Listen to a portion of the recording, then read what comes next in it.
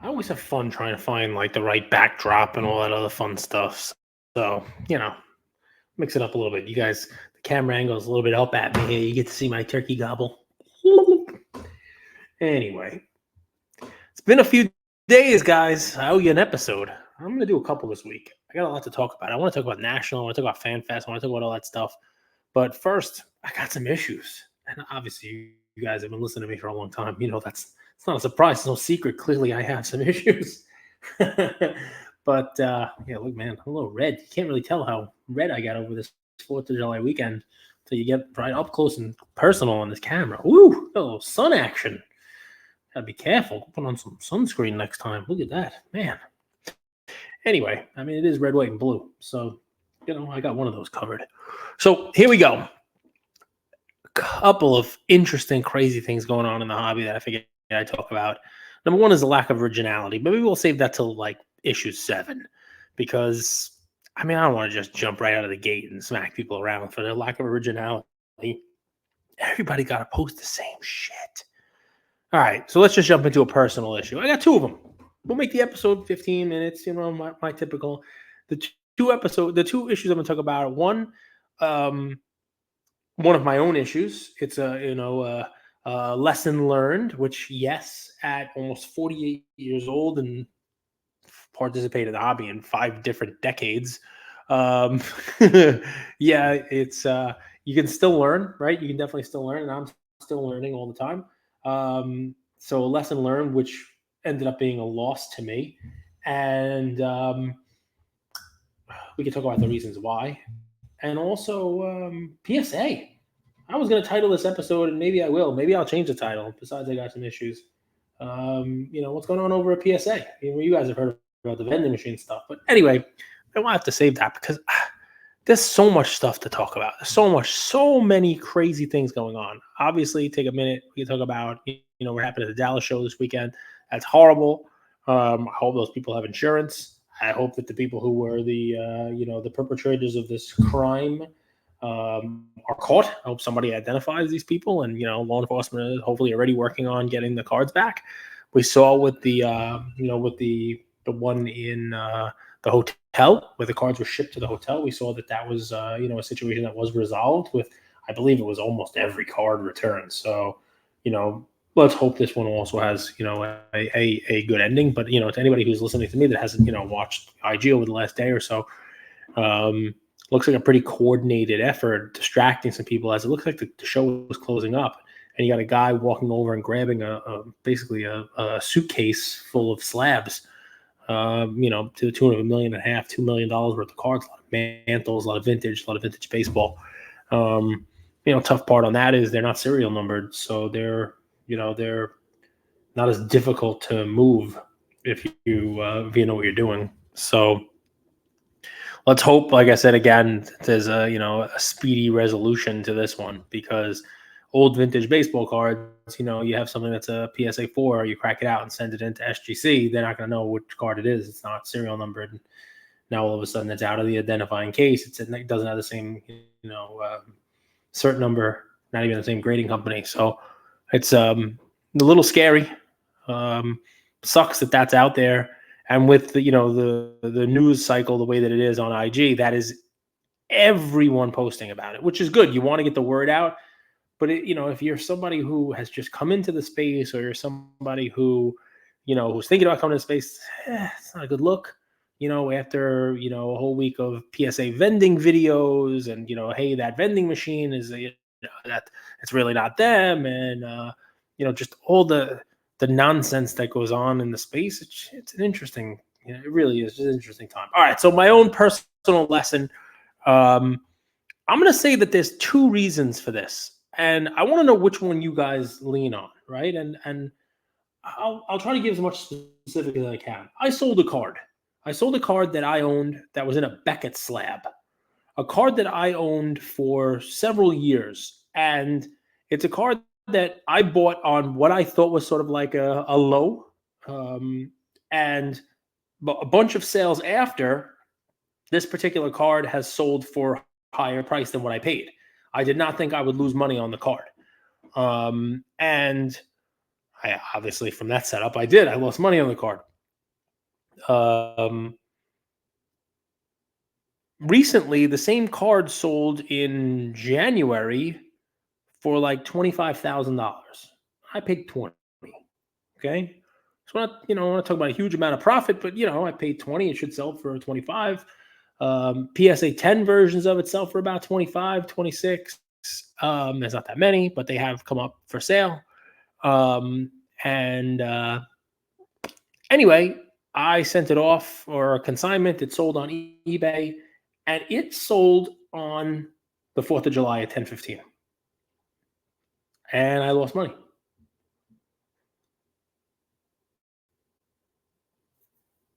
Now, I realized it was being listed and sold for the 4th of July, and I spoke with the consigner, and the consigner told me that, oh, no, no, there probably will be less eyeballs, but there'll be more focused eyeballs. And a card like this, someone's either going to bid on it or not. You're not hoping to get at those last minute, under $100 eyeballs where it's a random person buying a Messi slab, or a random person buying a Michael Jordan slab. That's not someone who watched this forever. And I think they're probably right. I think that convinced me to leave it and not end it, and it convinced me to leave it up there. And the consignor did a great job with it. Got a lot of publicity on it. Got a lot of press on it. Got a lot of fun stuff. It had a lot of eyeballs, a lot of watchers, and I guess the one thing it didn't have is me putting in a shill bid. You know what I mean? To protect the price on it. I just don't do that stuff, right? So I guess I should have done that because I wound up losing some money. And but here's the fun part. The more I thought about it,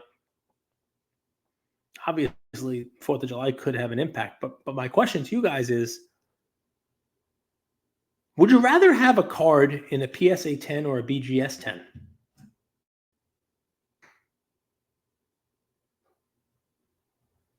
I paused for a second because I can't even believe that I'm verbalizing that statement out loud. I can't even believe that I'm saying it with some actual, a reasonable expectation that there are people out there who are going to answer it and say they'd rather have a PSA 10. But I think now there might actually be more PSA 10 fans than BGS 10s. And I speak to my own past, right? I mean, a BGS 10 is a pristine card. It's supposed to be something better than a PSA 10. And then you have the black label, obviously, which, we're not going to talk about for now. But that pristine 10, that gold 10, has always sold for a premium to a PSA 10. I don't know whether that's the case anymore, especially on certain cards, including the one that I sold. Honestly, the last card that I paid a premium for a Beckett 10 was a LeBron James 2003 Topps Chrome Refractor rookie. I had it in a BGS 10. I paid a premium over a PSA 10. I don't know that there is much of a premium anymore between the two. The premium a couple years ago was significant, 20%, 25%. I think when I sold it, the premium was 10% or less to a PSA 10. I don't know that there's much of a premium, if any premium at all now. And I wonder how much of that is just the deteriorating reputation of Beckett. I wonder how much of that is the fact that a PSA slab carries with it some sort of protection, especially given now the myriad of issues that we see on raw cards with people touching them up, trimming, altered cards.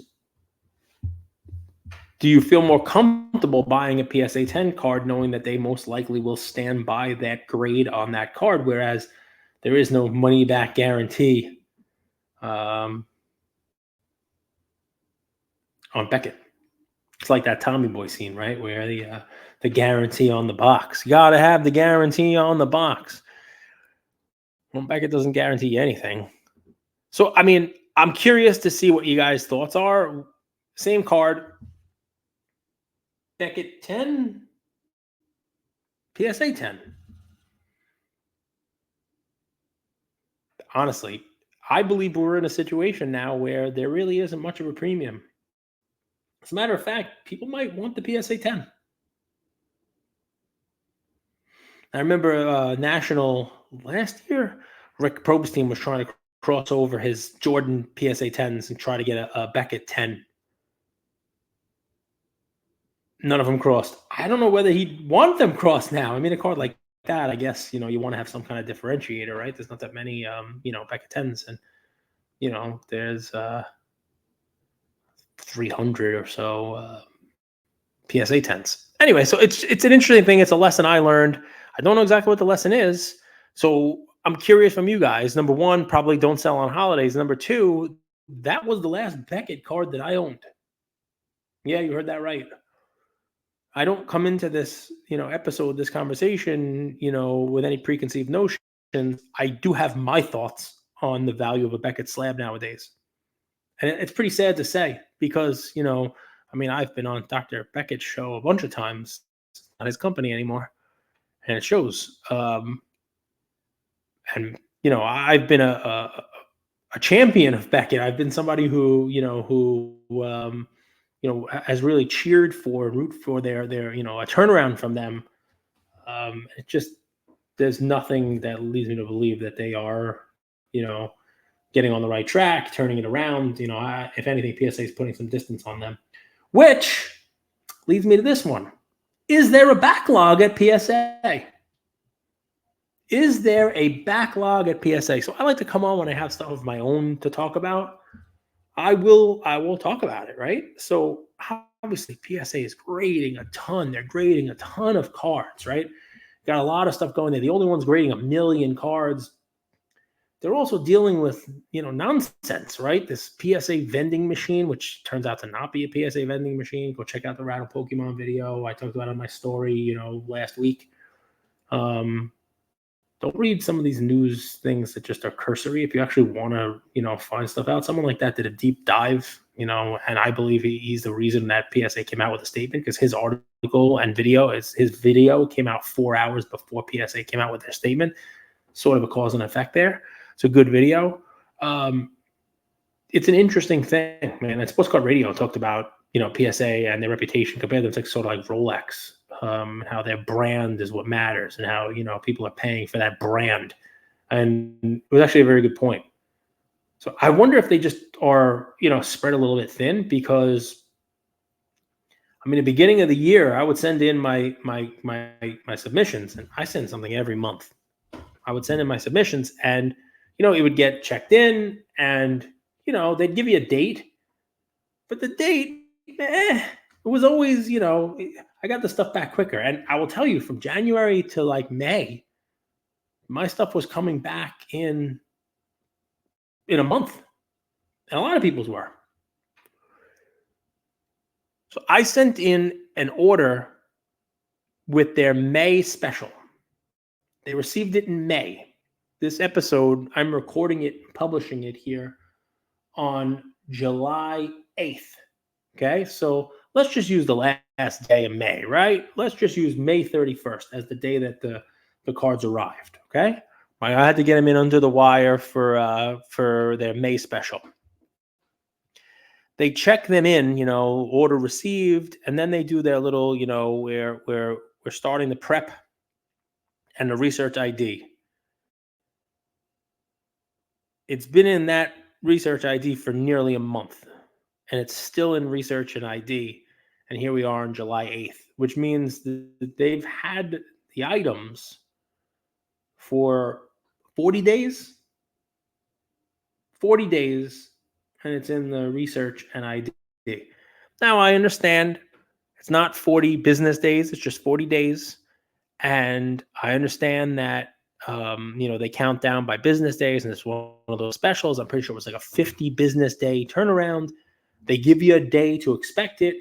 The day they said to expect it, which, I never really counted the business days there. But, I guess it's accurate. Maybe we had the 4th of July, had less business days, right? But it's supposed to be 50 business days. August 26th. Now, again, I've had that kind of, suggested date on all of my orders this year, and I've got it back about a month earlier in each one of those instances. None of them took this much time, 40 days, to move into the, hey, we have your cards and we're actually grading them phase, like, step 4 for those of you who are familiar with PSA. So I mean, it's just one order, and craziness is craziness. Things happen with one order. One order does not make a trend. One order does not make anything. But it's the only thing that I personally can report on, because it's the only one I know about without a shadow of a doubt. It's not innuendo. It's not rumor. It's my order. Another fun thing with PSA, I sent in some type 1 photos. Type 2 diabetes. It's on the brain. Gotta get my sugar down. I sent in some type 1 photos, and those go to a different unit. I will give PSA some credit. At least they have, hey, we've received it. Hey, here's the day we got it. It's tracked. It's on your account. The type 1 photos, like, for me, and I send a lot of those in also, those don't hit my account until they're ready to, like, send them back. So they don't even, like, let you know I got it. I've obviously tracked it. They got it. But it just kind of sits there for a month, and they do their thing, and then boom, it hits your account that they're charging you, and your stuff's coming back to you. At least this, I get to be able to kind of moan and complain a little bit about how long it's taking, but I know they have it. I know it's there. I know they're at least right now researching and IDing it. So yeah, I mean, it's fun. We talk about how PSA is kind of running away with the grading game. And they obviously are. I mean, just look at the the gem rate reports. They grade more than anybody. But are they biting off a little more than they can chew? Anybody else experiencing any kind of backlogs over there? I know I am. I'd like to get those cards back, man. I mean, I wanted to have those cards back for for Fan Fest and bring them over to the Fanatics Fest. We could talk about Fan Fest and National another day. My thoughts on it, whether or not you will see this fat guy there. And why? Still not 100% certain either way on where I fall. So we will we'll reconvene on that as it gets closer. And then just generally speaking, my thoughts on the market. I will tell you, of course, that this sale, it's a one-off sale for me, but a sale of a card that I really did not think I was going to lose money on. It definitely kind of soured me a little bit in the last. I'm trying not to bring that to the episode. I'm trying to just tell you guys where my brain is. It definitely soured me a little bit, and I think that is something that happens with folks. Not that you buy a card and loses money. Great, that happens. But a card like this, I really had no expectation at all that it was going to sell for what it sold for. Recent sales were all higher than what I paid, and it was just an interesting thing. And then you're like, all right, well, I guess this is what the market value is. I guess this is what the price is, and unless you are buying every single Michael Jordan insert card from the 90s, those will go up. Everything else, kind of not, my card down. Now I got to figure out what to sell next. It's kind of the way it is in the hobby. Also, open up some fun stuff with my son this past week. We've still done Friday opening. We're over 4 years now without missing a Friday of opening wax. It's not the easiest thing on the wallet, I'll tell you that. But it's fun. He's still every Friday is like, hey, what are we opening? And I try to sneak in some fun stuff, some football this week, some soccer. We open up some blasters. We didn't really get anything so spectacular. Open up the new Metal Universe, which at the price point you can't really get too hurt on. And we're still having fun opening wax, and so I'm still enjoying that. We'll find cards in there. Wemby here or Wemby there, Wemby everywhere. And, you send it in for grading and you rinse and repeat. Ooh, hit the microphone. Sorry about that, guys. So that's we're still doing that. We're still having fun with, with opening cards. But I got to tell you, I'm going to come back and do quite a few more episodes because I have a bunch to talk to you guys about. This is just kind of, the two topics that were on my brain today. I have a bunch more to talk to you about. We haven't done a PC audit in a while. Maybe you haven't done one either. And, maybe it's a good time to do one. Maybe it's time to look through that PC and see, whether or not there's a card in there you might want to move to be able to buy something else. Maybe to buy something, at National. Maybe to buy something at, the Fanatics Fan Fest. Maybe now's the time to move something you you bought a couple months ago and you're like, yeah, this doesn't fit with my collection anymore. I'm definitely going to be doing a little bit more of that to the extent that I have those big cards left. And maybe I'll talk to you guys about what I have left in my collection, what's staying, what I'm focusing on. I'm still buying, but maybe I'll talk to you guys this week a little more about like where I've shifted the money that I'm spending, and where I'm focusing it and why. And that's it. All right, guys, listen, I need you to chime in on the comments here. Tell me what do you think. Was 4th of July, Beckett 10, a little combination of both? If you got the same kind of card, does it depend on the card? PSA 10 or Beckett 10, and why? Are you somebody who's paying a premium for a Beckett 10, and if so, what kind of premium? 5%, 10%, 20%? And then also, let me know if you're also experiencing, a backlog at PSA like I expressed to you guys here that I am here, because I'd be curious to see if I'm the only one or if you guys are also having some delays now.